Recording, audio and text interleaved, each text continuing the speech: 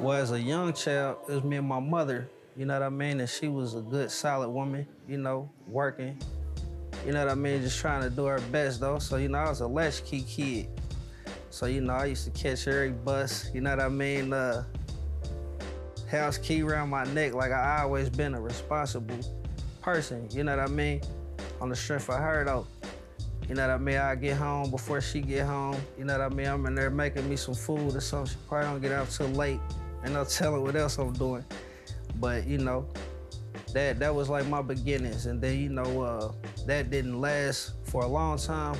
My mother was a young girl, so she was still trying to find her way too though. So I ended up staying with my granny. And when I lived with my grandma, I was just like, that was probably like one of the best experiences, because your grandma be about you. And then all my cousins is here, you know what I mean? I think my whole family lived in a 2-bedroom apartment in Terra. Nigga, I'm talking about my granny, all her kids, all they kids. So I'm a kid, nigga. I was right there in the mix of it, and I loved it. And it's that good, solid structure though. We all family, we all love each other. So it's like I grew up around a lot of love though, you know what I mean? Little tone. Like I said, just being with my family though, you know what I mean? Seeing everybody happy and intact though and together, you know what I mean? Them was some of the best times, goddamn it, 6 deep on them pallets and shit like that though. Like, them is like some of the best memories I got. Rest in peace to my little brother, little Caleb though, you feel me? And my little baby, he passed away. I got 2 little sisters, well I got 3 little sisters.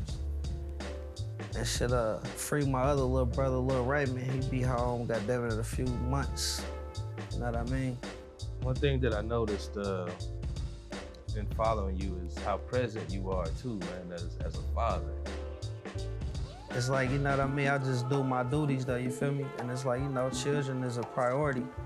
Just like pursuing my dreams and handling everything else to make my life and my situation better is a priority too though, because what's good for me gonna be good for them. So I don't look at this like nothing out balance. Cause shit, my kids would be at the studio with me. You know what I mean? My kids would be on the video set and mess around, had to get in the video, make a cameo cause we need somebody to do this, or be behind the scenes, hold some lights or something. You know what I mean? So it's like, just doing it moving, bro. Like, that's just how I seen it played out. I don't never remember my mother, like, you know what I mean, having to, balance me, or what she was doing, it was just something she just did, and she made that shit look simple. So it's like, I like to think I just took some game from her. Yeah, I was raised in the 90s.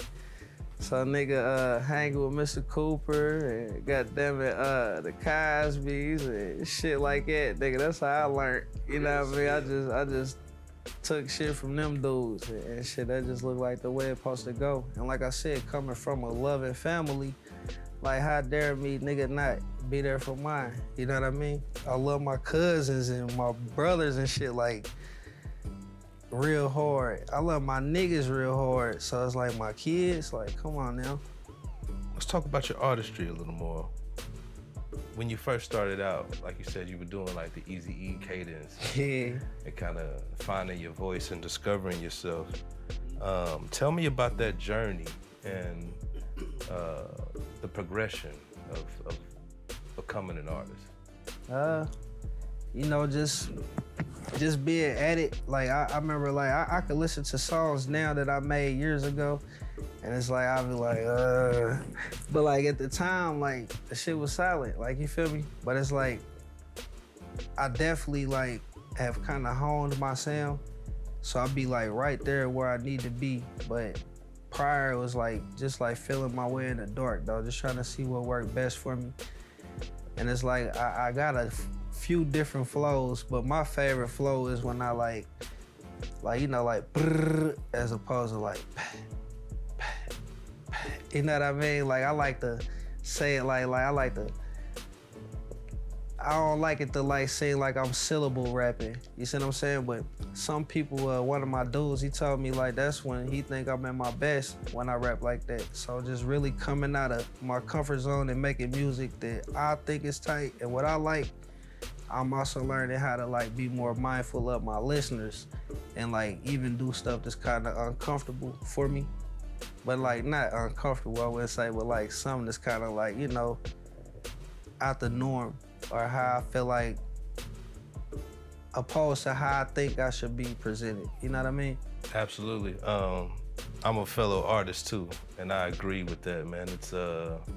I think it's very necessary to make yourself uncomfortable sometimes when you're being creative.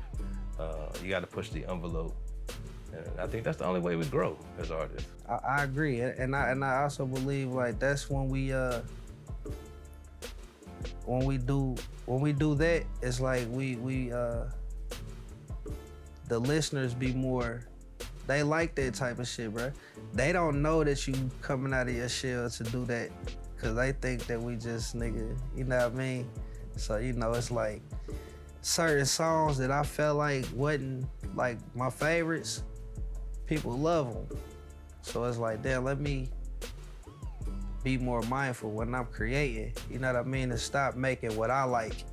Cause if it was up to me, my shit would sound like Sibo and Spice One, like just talking gangster shit. Now you feel me? Like, one day 7, riding on my bumper, busting with a back 11, nigga. You feel me? I gotta come out there.